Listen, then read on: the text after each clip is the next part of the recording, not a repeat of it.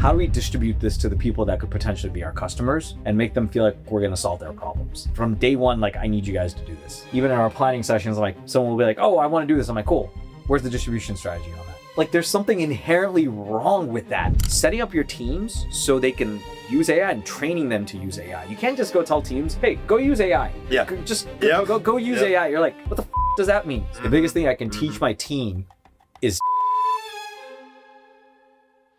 Welcome to the B2B Content Show. This is Jay Clare, and I got my co-host Ding Zhang, my partner in crime over at VentShark, and we got a guest for episode 2 of the B2B Content Show. We got Aditya Vempaty, VP of Marketing at MoEngage, helped scale Synthego from 4 million to 67 million, drove 400 revenue growth in 16 months at Amplitude. At Unit 21, did some extremely creative campaigns involving Street Fighter that went absolutely crazy, and was the marketing leadership behind Nutanix's 4.5 billion IPO. We're going to dive into how we think about marketing for 2026, how he's using AI at the VP of marketing level. Aditya, just give us a quick recap, just very quick, maybe a minute or two, your background and what you got you into marketing and how you're at this position today. Yeah, I mean, let's take a step back, right? Simplify it. I like to tell people that I'm a failed engineer whose heart got stolen by marketing. I went to Georgia Tech, was an engineer, literally was a coder down the road. We're in Austin, right? Down the road at Dell for about 3.5 years. And I was like, dear God, I'm going to be like not a top 10% coder. But then I saw these marketing people. I'm like, I could be a top 1% marketer. Like, I got the creativity and I got the engineering side. So left Dell and literally for 6 months tried to do my own startup. Didn't work out. Joined on an internship to be a product marketer for $15 an hour in 2010. And since then been in marketing and was an SDR for a little bit at Nutanix while I ran demand gen. That's where I think I really learned what marketing is about and how no one gives a shit about your product and they only care about their problems. And when you do 100 smile-in dials a day and only literally 10 people pick up and your job is to get them to stay on the line for 20 seconds so you can get them for another 20 seconds, you learn real quick how little your product matters. 100%. Me and Ding can definitely relate as we're sales into marketing as well. I actually started as an SDR as well. Yeah. So I think it is a good backbone, right? Starting point for any marketer. And we also, I forgot, we got our Voss water. Yes. We got to drink our water real quick. Promo, right? This is the promo. Yeah. Sponsor us, Voss. We got Saratoga and Vichy Catalan and Gerald Steiner knocking on the door. Got to get it before they blow up, Voss. You had a LinkedIn post. I'm going to pull it up on the screen right now. Show it up. You're saying marketing is the hardest job in go-to-market. Yeah. Is that true? I feel like there's a debate right there. I mean, I'll say it out loud and you guys can tell me, right? I think it's the hardest job because no one really wants to understand it at the C-suite. Mm-hmm. They want the outputs from it, but they want to measure marketing like they measure sales. Mm-hmm. And they want to measure it on that side of, well, I'm going to put this much in, I should get this much out because my sales team does that. Yeah. And marketing doesn't function that way. Marketing is so much more nuanced and so much more intricate and detailed that it's the hardest job because everyone has their own interpretations of what marketing should be and they want it to behave a certain way and it just does not. Yeah. The way I kind of understand that is I think marketing has some of the highest expectations with the shortest leash. Yeah. Right? You look at the sales team, it's like, of course, like you're being measured quarter after quarter, but so is marketing, right? But the sales can get away with, oh, here's this specific reason this deal didn't close. Oh, we have, there's a lot more, I think, room for negotiating. Yeah. Whereas marketing, which is ironic. I think that's completely flipped on its head, right? Whereas marketing is the one that, because people always hate talking about brand. And they're like, and there's such this focus on conversion marketing and how, attribution. How can we tie every little bit of marketing spend to a specific close one revenue count? And it's just not how it works. No, definitely not. Right. I mean, I think you guys, obviously you understand brand. We wouldn't be doing this podcast here if you guys didn't understand brand and you want to, engage your audience to give them value. Right. And marketing, why it's the hardest job, going back to the point, is where sales is like input, output. Mm-hmm. I know what you're going after. And you're a rep. You get to be there for 6 months. You don't deliver. They're like, cool, move on. Yeah. Marketing is like, well, I think it could work. I think it could not work. And most of the time people just want to talk about their products and not about the people's problems. And the masses don't want your product. They want to know you can solve their problems. And to do that in marketing, it's almost the other way. You have a short leash where you can't go out and be like, hey, this is the problem. This manager's like, where's my pipeline? Yeah. Well, it's brand. Well, brand doesn't do anything for me. Why? Well, I don't know how to measure it, so I assume it doesn't work. Yeah. That's the exact problem. And most of these founders that are in B2B SaaS use your engineers. And engineers are like, well, if I can't measure it, that means it doesn't work. And so you're sitting there and debating about that back and forth. So you think, could you rip some cold calls right now? And how would you have you do?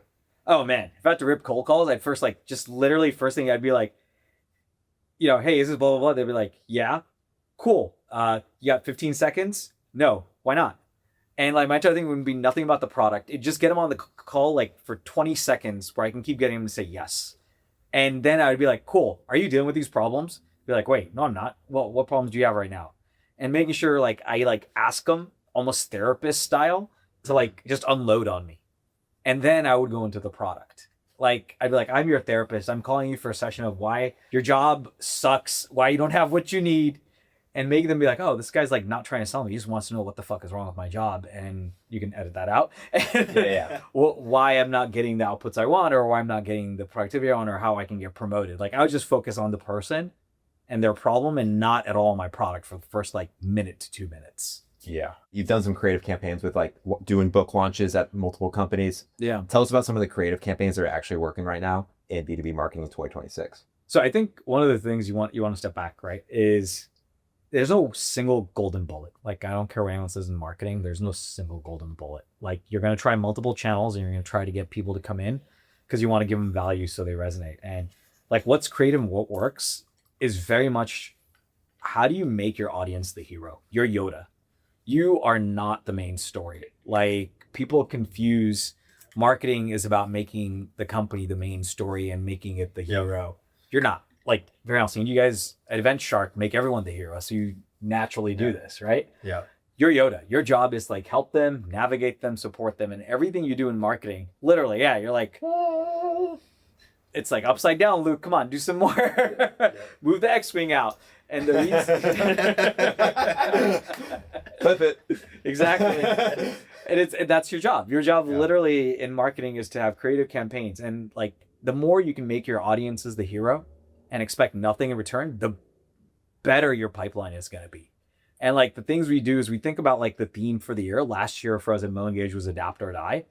And we did a book. And our entire job was we got 13 authors from 8 different companies like Meta, Wealthsimple, Hulu, Grammarly, to talk about how they did B2C marketing. These were not customers of ours, but we got them in a book. We got them published. We did an event. You guys were the recorders there. You did a phenomenal job. We have clips about it. That generated for us over 3,000 leads. And out of the 3,000, we got, out of the target accounts of 500, over 200 of them downloading the book or asking for a physical copy.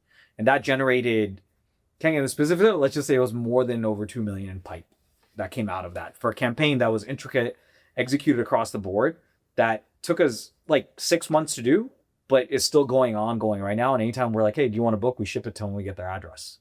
And that's not to say, oh, we're trying to like manipulate them. They're like, no, this is a great copy. This is a great book. This is what I want. And the creativeness going back to it is like, how do you deliver value to someone, not just one touch point, but over a period of time? They're like, oh, wow. Okay, this makes sense. Oh, wow. They have constant value. And we're sitting here before prepping for the podcast, like, when you do like sleazy marketing, what does it reflect on the brand? And if you don't do it correct, it makes the brand feel cheap and authentic and not care. And that's where creative marketing is. How do you like elevate the brand by the value you deliver to the audience?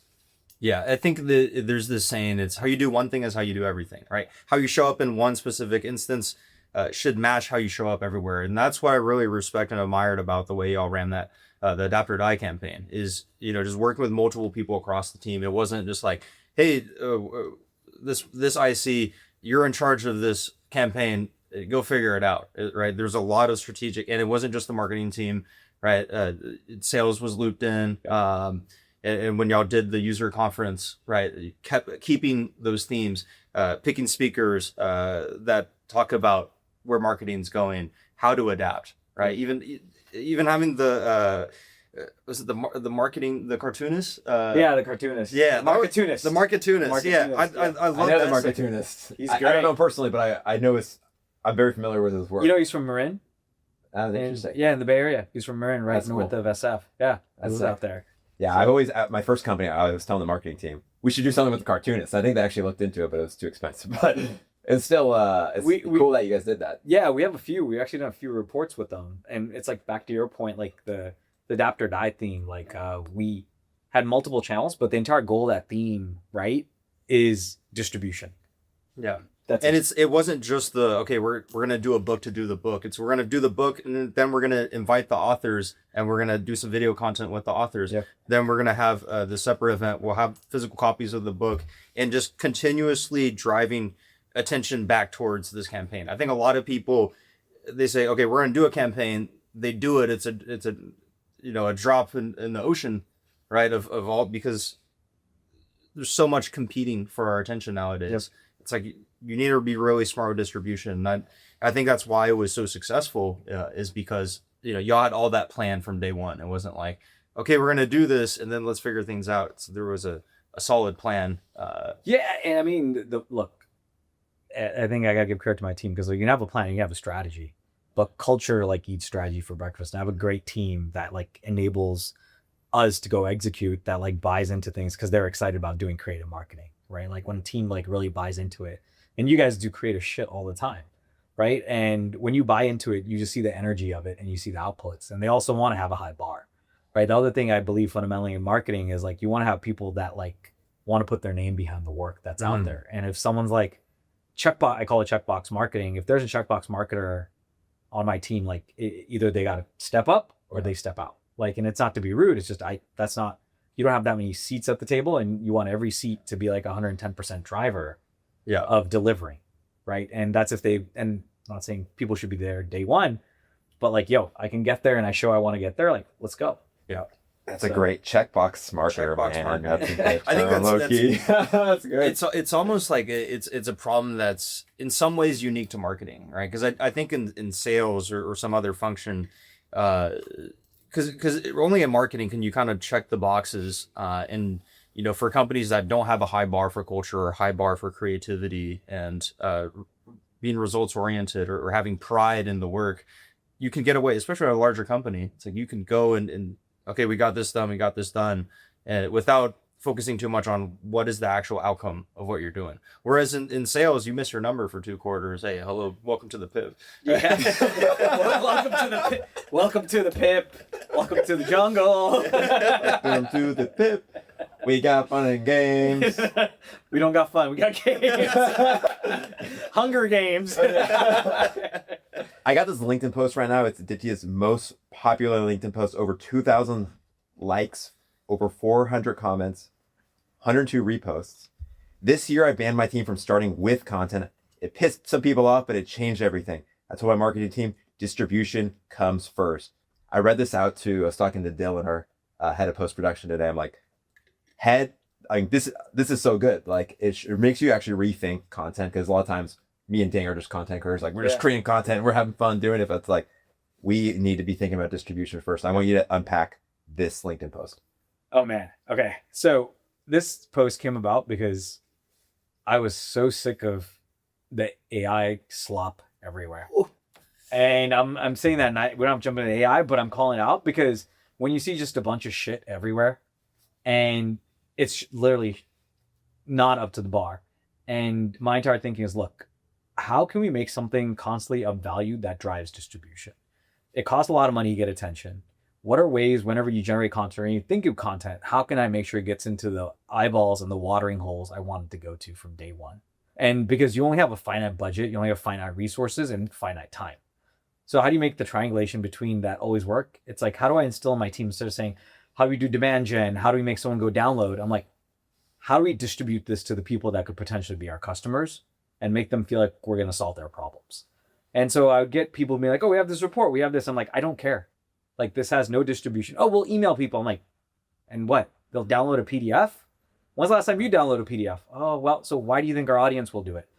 I guess you're kind of right. And it's like, yeah, so how do we as a team collectively get the most value out of any asset we develop or deliver, where the value is measured as getting it into our ICP's hands and they feel like they're getting value from it? And that's where it came from. And that's where I was just like, from day one, like, I need you guys to do this. Like, even in our planning sessions, I'm like, someone will be like, oh, I want to do this. I'm like, cool. Where's the distribution strategy on that? how does this have it baked in? If I'm going to do it, how do I like get it into my ICP's hands and they get value from it, right? And distribution, I want to be clear, isn't just to get in my ICP's hands. They should feel they get value from it. Otherwise, like it's not worth our time. And that's what I should be clear in that post. I think I said it somewhat, but it's distribution means I get into the ICP's hands and they feel they got value from it. That's why it came into their hands. Can you go a little granular on like what, just give me like some example of like what Sure. that would look like? We'll go into like last year, we're like, how do we drive distribution? Okay. Brand cost a crap ton of money. Competitors cost a crap ton of money to advertise. CACs are going up. It's not getting any cheaper. And it came to a conclusion, okay, we have partners in everything now. Every report we develop has a tech partner associated with it or an influencer. So from day one, you have someone that is going to give you quotes, that's going to post that you're doing this webinar with them. They're going to let you use their email list. You're going to use your email list and you're going to drive attendees. You're going to get registrants. But from day one, that distribution, not your own email list, but others' lists is part of it. And they're all getting value. So collectively, you're better together, right? And that's what I mean by distribution. An example is we did an email benchmarks report last year outside the book, right? And this one had movable ink and had inbox monster. And from day one, we had quotes in the report from them and they were driving attendees to the webinar. We ended up with like 500 registrants. I got 250 people showing up for this webinar, or like 220. That's like stupidly high numbers. Yeah. But that's because you had 3 different companies sharing this asset and people would be like, oh, that's actually a report that gives me value, which is around email benchmarks. And you have from someone like Inbox Monster, that is an email like product, Movable Ink that does personalization for email, and MoEngage, which does customer engagement across all channels. And they're like, oh, there's some value here. And you have reach baked in. So it wasn't just MoEngage beating their chest, right? It's not us, but it's other partners talking about it. And then you had an influencer like the Marketunist actually was part of that webinar. Oh, nice. So he was also there. And so you get that spread. So that's what I mean by distribution being day one. Like you give me an idea like on the team, I'm like, where's the distribution here? Like, don't think of it like after you did it. Oh, here you go. And the other part also is design wise. Distribution matters with design. And I know this might be like, wait, what do you mean? When we design the reports and the assets, when you have partners or you have influencers, we have a quote treatment for that report. So someone can easily share that quote. And that quote shouldn't be just like the person saying the quote on LinkedIn on their own post with the picture of themselves. Like how weird is that? So we usually have like the quote treatment is that like the person's name and title is there, but we have now statues and the statues like represent them. Yeah.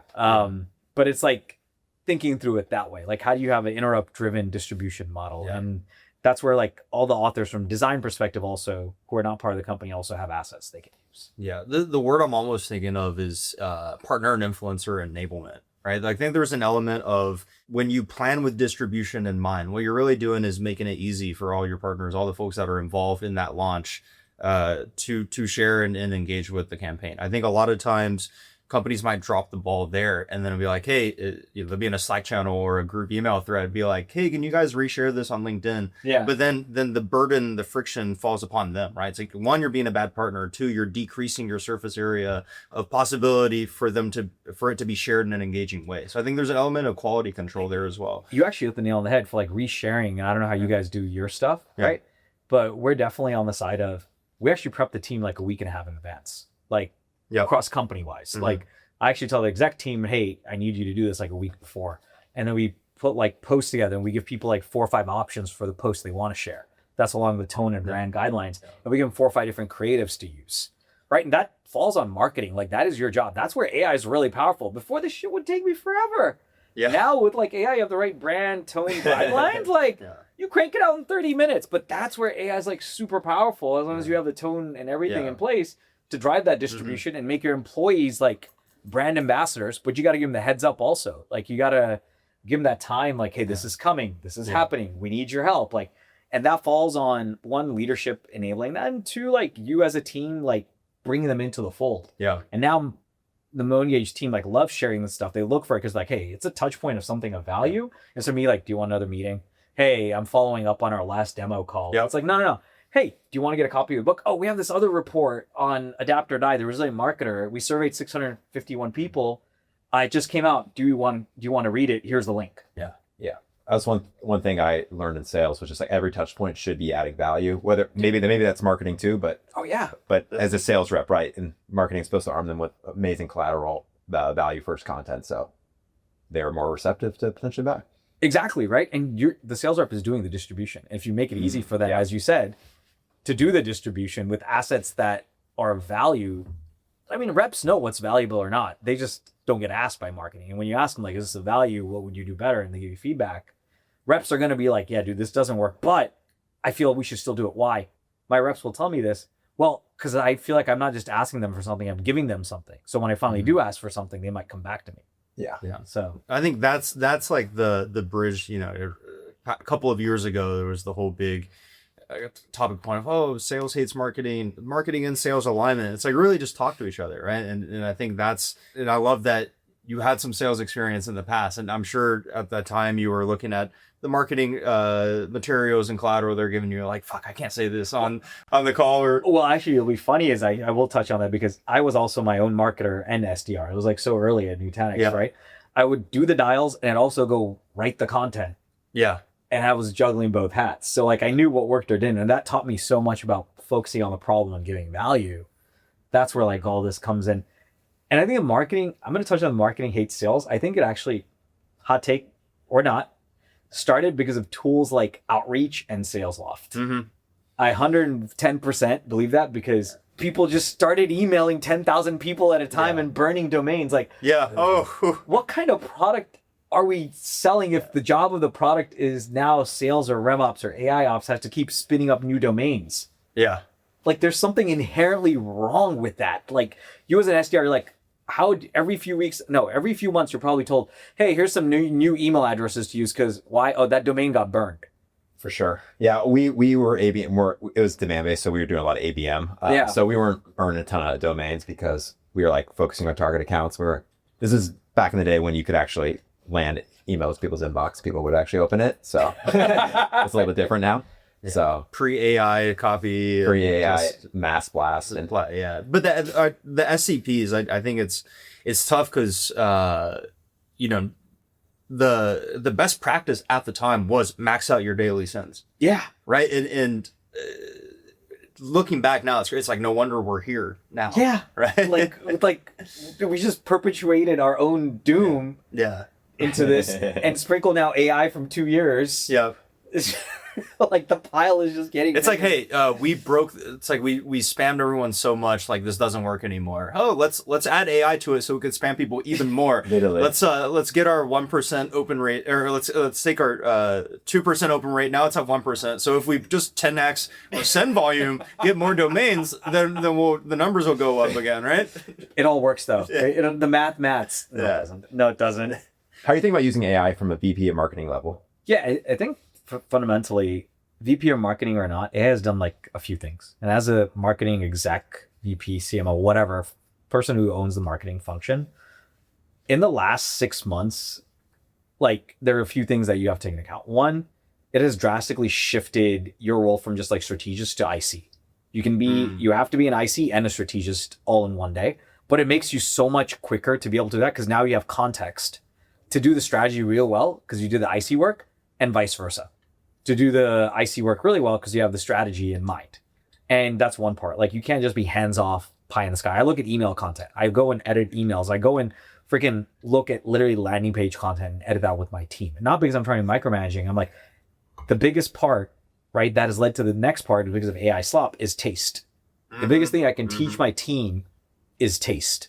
How do I like enable them to understand what good taste is and what bad taste is?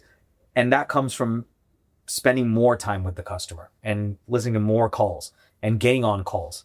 And so as like an exec, like now your time isn't just, hey, what's this AI thing? Go use more AI. No. It's like looking at how you use AI yourself and enabling the team.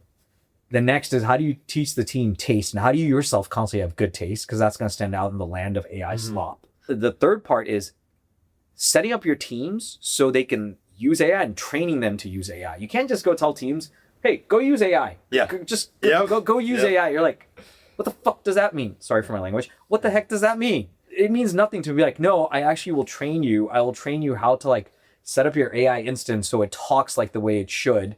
I will tell you how to like understand what your tone and language is and how to match the one we need to do. And I'll tell you where AI is really effective and where you should not use AI. And that's what the exec's role has shifted. Like you're more of an IC, you still got to do strategy work. You got to have even better, more taste about what the market needs. That comes from talking to customers on a constant basis and ensuring your team does and teaching your team taste. But also the last part is enabling your team to be set up to constantly like have the tools and be trained on the tools for AI. Like it's not just ChatGPT for everything or Gemini or Claude. We're seeing, you guys probably deal with it. Yeah. Every tool has its strengths and weaknesses. And it's more of teaching the team, like you have a task. Can you do this task with AI or not? It's not just AI sprinkled across everything. Yeah. And it's also, it's from a first principles thinking standpoint, it's like when and where to use AI, right? I think a big problem and perhaps a factor in the shitification of everything is, I think vocab word. I think people feel this, and this is more at the IC level, right? People that perhaps haven't seen like from a more big picture view or have developed the taste, as you said, is there's this pressure of, oh, AI is taking over. We got to use AI. We got to use AI. And I think people they're not starting with the problem. Yeah. Right. They're like, okay, we need to use AI. So they'll do a very roundabout process of trying to shoehorn AI into their process. It actually doesn't, one, make things more efficient. Two, it doesn't save time. Three, it doesn't result in a better output. So it's like, oh, we're using AI, but the quality actually is worse. Yep. Whereas I think what you're saying is to really understand the practical application of AI. You know, okay, I'm trying to do this thing. Okay, now this is a good tool match for what I'm trying to accomplish, and you get a better result. That's a good use of AI. Just using AI for AI's sake, I think I see a lot of that happening, but it's not helping anybody. I'll give you guys an example. Like B2B, but we should give clear examples. Right? Yeah. I hate pie in the sky crap. Totally. Example is my product marketing lead. Every week she tries to talk to someone and record the call, and this someone being like potential prospect or someone that is an influencer or like is in the space of B2C marketing, lifecycle marketer, either way. And her job, I'm like, every month you have a budget, go talk to 4 to 5 people, pay them $100, $120. Like, I don't care what it is. They should be our ICP and come back to me and the team, tell them what the problems are, what they're trying to solve, what they struggle with, what they care about, how AI plays into role, how customer engagement as a product plays into their role. And what I tell her there is like, hey, record the call and then summarize it for me and then like fit it into what we're trying to do and tell the team like where we're going off or not. That's where AI is great. Yeah. Like I take a call, I like summarize the notes, I compare it to what we're trying to do as initiatives, compare and say like where it aligns, it doesn't align, where we're off potentially, and educate the team on what you're seeing. AI is brilliant at that. Yeah. But what that also does is it starts teaching the team taste. That's where like every week she says, this is working, this is not working, this is the type of company it is. And now we have an archive of things that we can go back to and over a course of time start seeing what the real signal is from the noise. And this call, like notes and recap in the past would probably take 2-3 hours. Yeah. Now it takes 5 minutes and you clean it up. That's where AI is great. Yeah. But where AI is like horrible and you should not use it is what if now you're like, hey, I got to go create a graphic for this email. Oh my God. Like, oh, don't do that. Yeah. Like let your designers like cook. Yeah. Like let them cook and let them fine tune as needed. Like that AI is not there yet. It will be. Yeah. But it's not there yet. And the other thing is like when people are like, oh, use AI to do landing pages. You're like, no, God, no, no. Like, don't let it do landing pages. Like, no. You got to still get the brand and tone down, but don't let it do landing pages. I might offend some people, but. That's the lesson from the day. Even like AI thumbnails. I think there's like, you still need, because like we'll do like a lot of YouTube thumbnails. Mm-hmm. And it's a similar thought process there, but you can maybe use a little bit with AI and get you somewhere, but I still think there's like, you need that manual element to actually make the thumbnail amazing. Maybe in like a year or two, we can have a different conversation, but for right now, that's why you always got at your level, you do have to, I like how you mentioned being an IC, right? You need to be knowing these tools day in and day out. And even me and Ding are like, hey team, go check out this new AI tool. And then I think we assume that they can just go in there and like, you got to do negative prompts and do all these things. It's like, you got to really explain by doing, right? So you had to know all these different tools inside and out a little bit yourself and then be able to teach the team. It's back to what we said earlier. You guys are saying like, go like try it with the problem you want to go solve. Mm-hmm. That's like the biggest thing. And like one of the things AI is phenomenal at, we just did this, is doing, especially with agents. Everyone's like, oh, what can I use agents for? And I'm gonna like write a post on this soon. But I've been doing it is you can send agents out to do SEO search for you, right? Like literally. And the cool part is, it's probably giving one of the biggest tricks away, if everyone gets this in the podcast, I'll know who did it or didn't, is, the people also ask questions that Google shows. Oh, yeah. Imagine if you were just opening a tab, putting a term in, constantly having to do this, how long it would take you to do that research.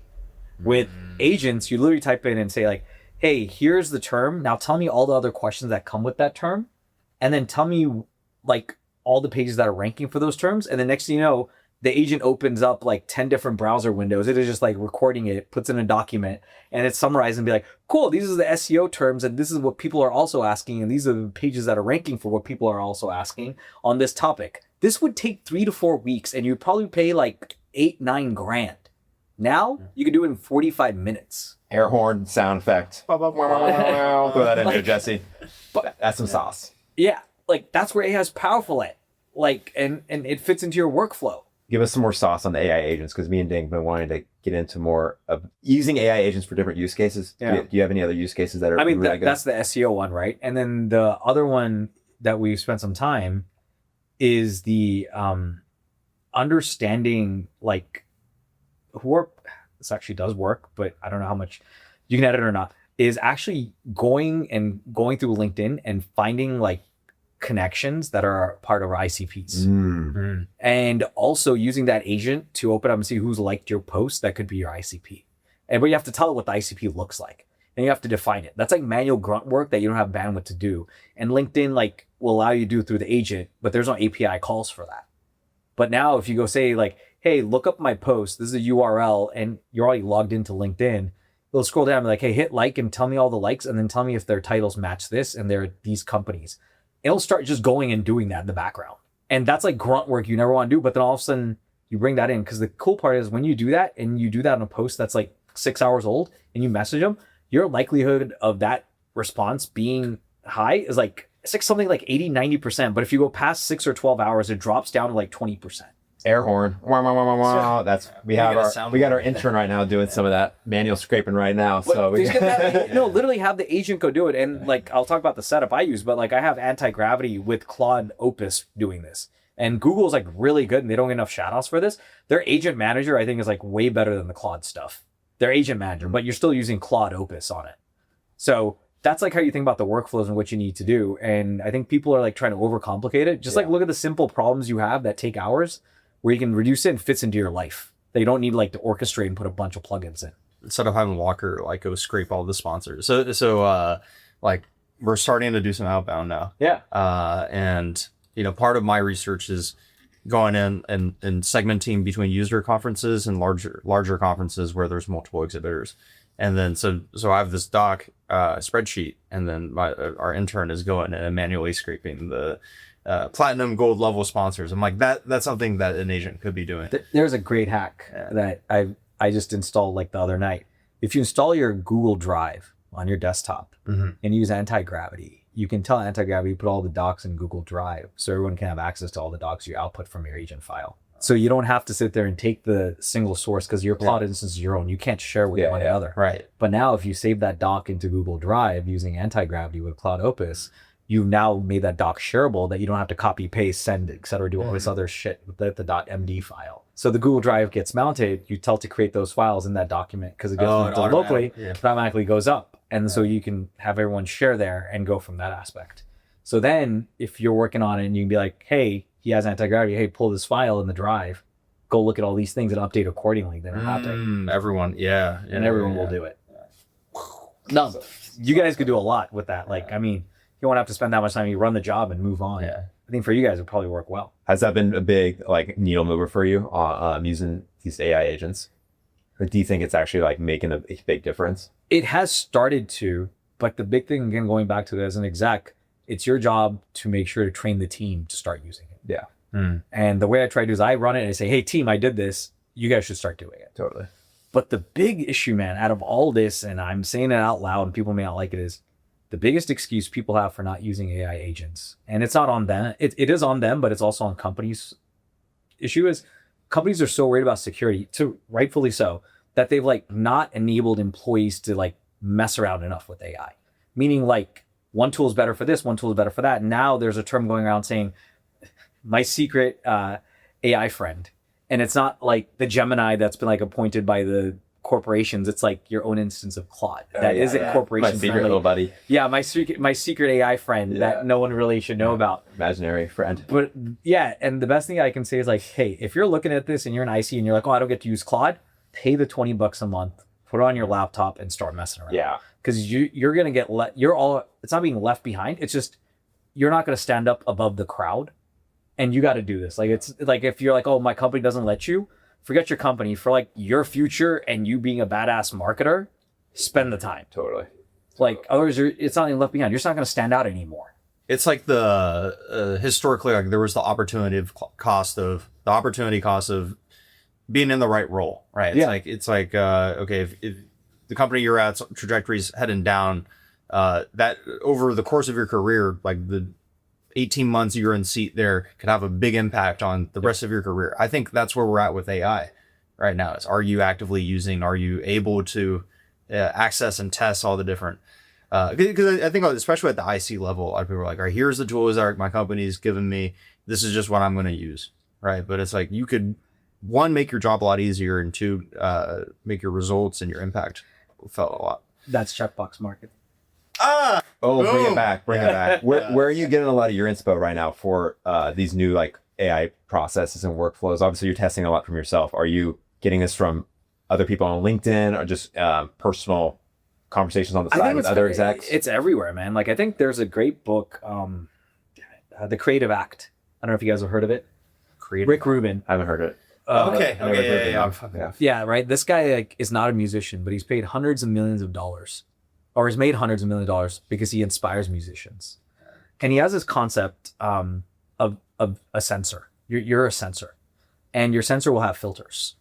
And what I've just found, and after I read the book, like this is when my wife was pregnant, we're gonna have a kid. Like I just realized, like my sensors are clogged. I need to unclog my sensors, and that comes from like walking, running, being in nature.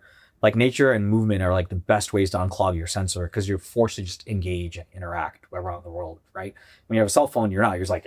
We went on a walk today. We said, let's leave the cell phones, and look at this nature. We're on our phone. Right. No, exactly. And the reason I say this and like, where's the inspo? Like, if you just look around and you like, anyone can do this, right? You just look around and see the problems you're trying to tackle, and you see like what solutions people are using and what they're saying. It makes a big difference. And like inspo can come from anywhere. And for me, like I find inspiration literally like on a lot of B2C marketing, right? Mm-hmm. And there's one recent marketing, I put this up. It's called Relax Your Tight End. And it was phenomenal. Guess what company did this? Just guess. It was a Super Bowl ad. It was an amazing campaign. Relax Your Tight End. I know it because I was looking at your LinkedIn before this. It was like with Gronk. It was with Gronk, yeah. It was Novo Nordisk. Novo Nordisk. And it was all about prostate cancer. Mm-hmm. And the inspiration there, like if you just look and you try to internalize, you're always like, Super Bowl to me was like a day of like, holy crap, this is marketing's like Super Bowl. Literally, like, forget the game, all the ads, what's going on? Like some kicked ass, some didn't.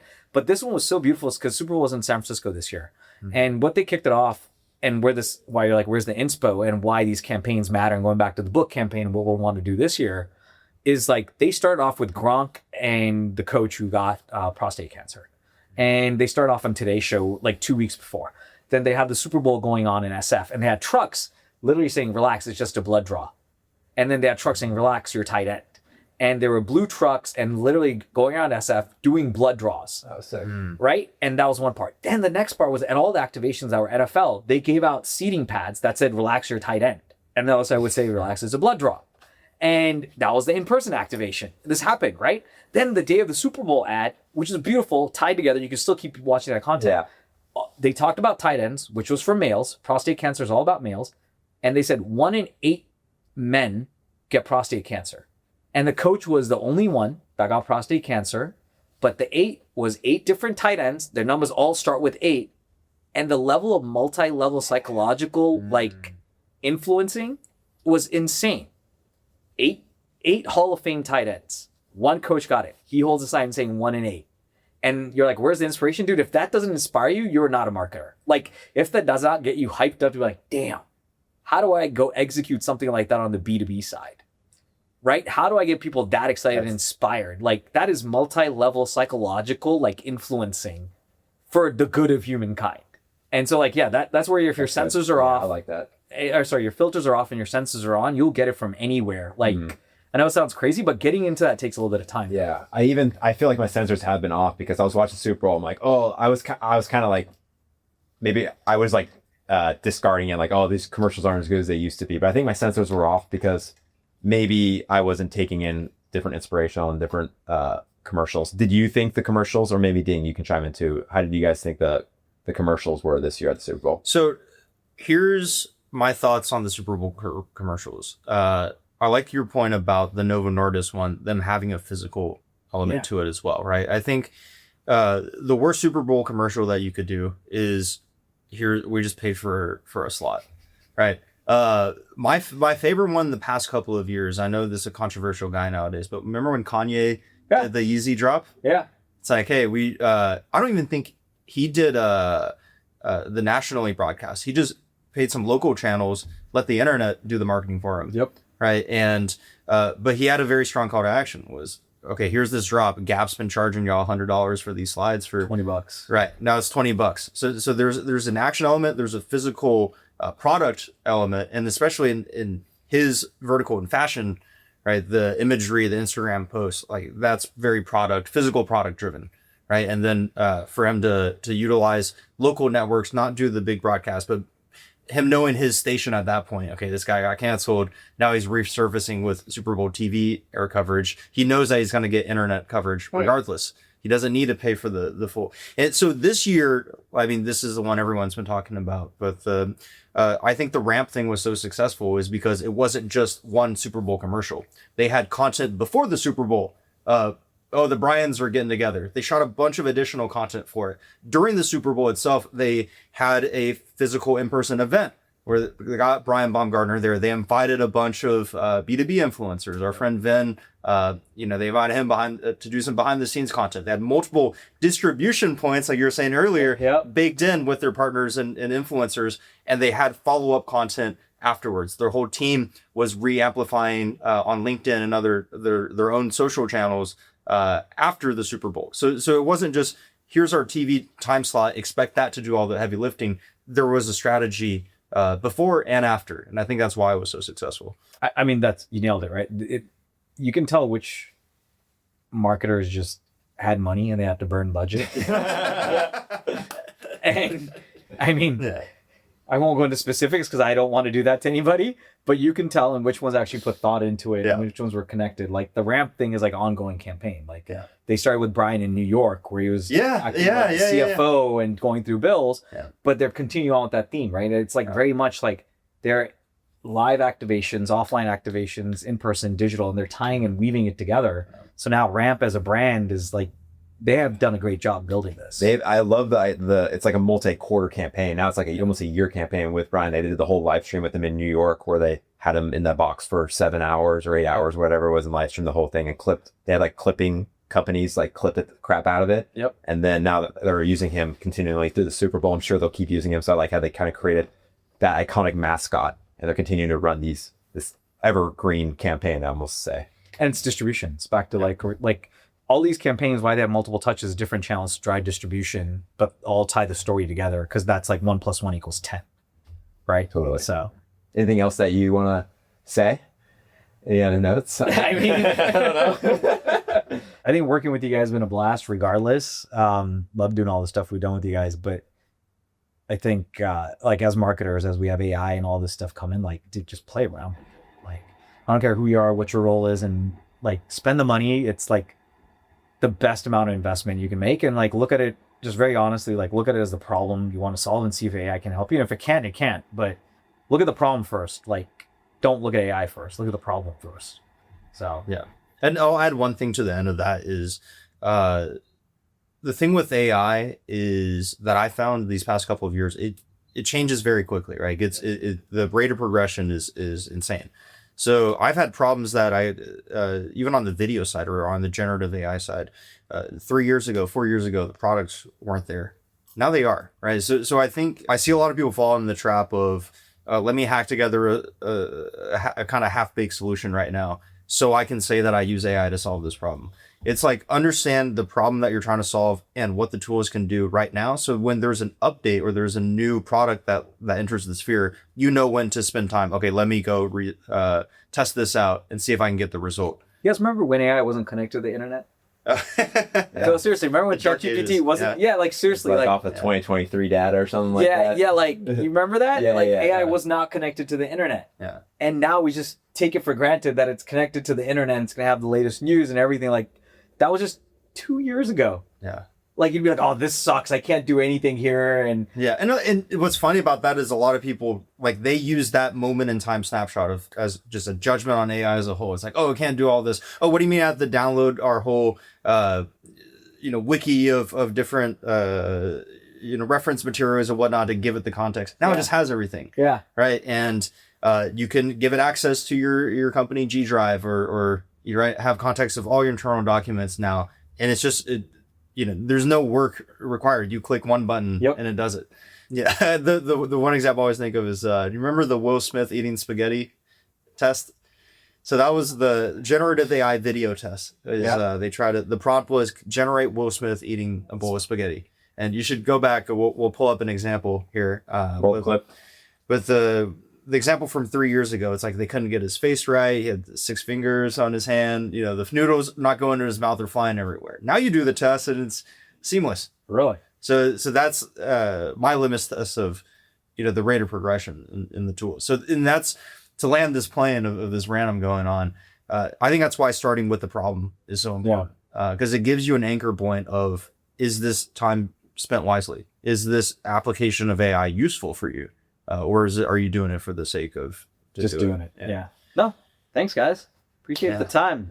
Thanks for tuning in to episode 2. Aditya, appreciate Follow Aditya on LinkedIn. Go check out Aditya on LinkedIn. He's making some great content out there. Yeah. B2B Content Show episode 2. You know where to find us, Jake and Ding.